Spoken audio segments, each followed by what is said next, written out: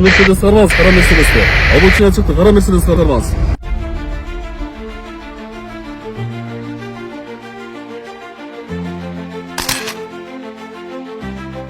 Эмне үчүн сиз обочинамен айдап келе атасыздар?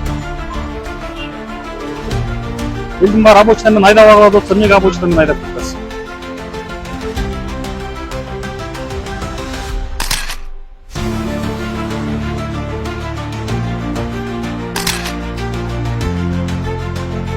Саламатсызбы? Милициянын капитаны Айткулуу. Нарушениеңизди билесиз да? Кийинчи документтериңизди берип коюңуз. Буруп айдоочу эмне үчүн обочинада айдап баратасыз? Элдин баары шашып атат да, сиз эмне өзгөчөлөр? Бери катарын айдабайсызбы айдоочулар менен чогуу эле?